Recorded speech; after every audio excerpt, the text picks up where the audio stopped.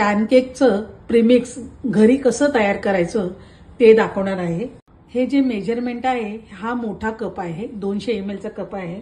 त्या कपने मी 4 कप मैदा घेतलेला आहे। जर तुम्हाला मैद्याचं बनवायचं नसेल तर तुम्ही त्याऐवजी गव्हाचं पीठ पण वापरू शकता। 2 कप मी पिठी साखर घेतलेली आहे, ती पण ह्याच्यात टाकायची आहे।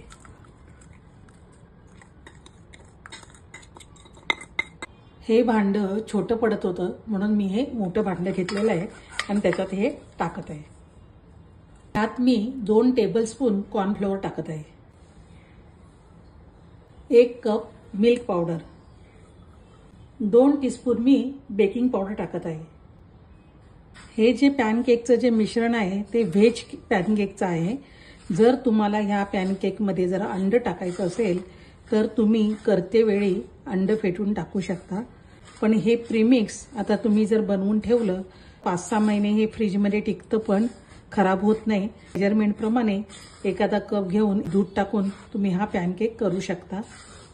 आता हे मी प्रीमिक्स बनवून ठेवत आहे। तुम्हाला जर कमी क्वांटिटीमध्ये बनवायचं असेल तर तुम्ही 1 कपच्या प्रमाणामध्येच हे पीठ तयार करू शकता। आणि माझ्या घरामध्ये पॅनकेक सारखा बनवला जातो म्हणून मी हे रेसिपी तुम्हाला आज दाखवत आहे। हे तयार केलेलं प्रीमिक्स आहे, मी आता हे चाळून घेत आहे।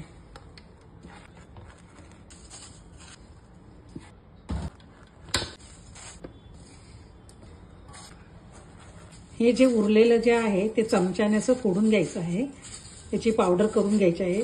जर चमच्याने होत नसेल तर मिक्सरमध्ये पावडर करून तुम्ही परत चाळून घेऊ शकता। हे बघा, अशी चमच्याने तुम्ही बारीक करू शकता। व्हेज पॅनकेकचं प्रीमिक्स तयार झालं आहे। आता हे मी एअरटाईट डब्यामध्ये भरत आहे। पॅनकेक प्रीमिक्स मी बनवलेलं आहे, त्याचंच मी आता तुम्हाला पॅनकेक कसं करायचं ते दाखवणार आहे।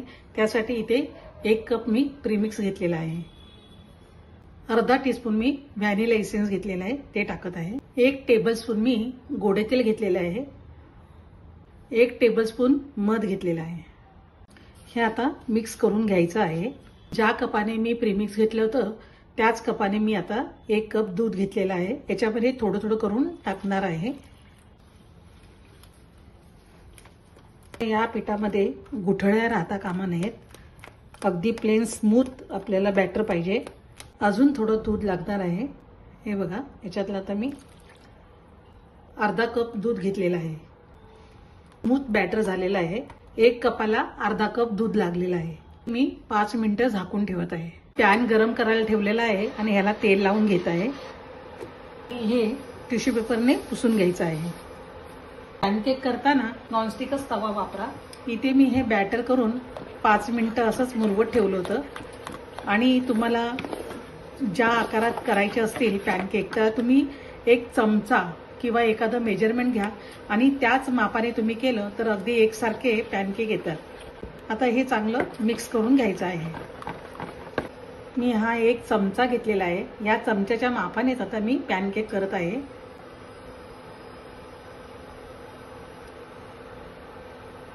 आणि याच्यावर असं झाकण ठेवायचं आहे। दुसरी सुद्धा बाजू ब्राऊन झाली की काढायचं आहे।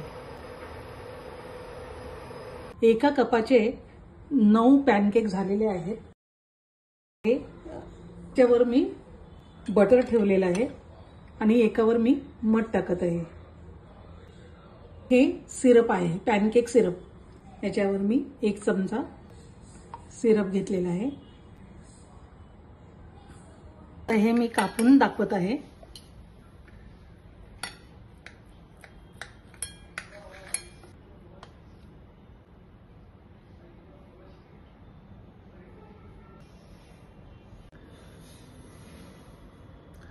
अशा प्रकारे तुम्ही सुद्धा घरच्या घरी प्रीमिक्स बनवून पॅनकेक करू शकता।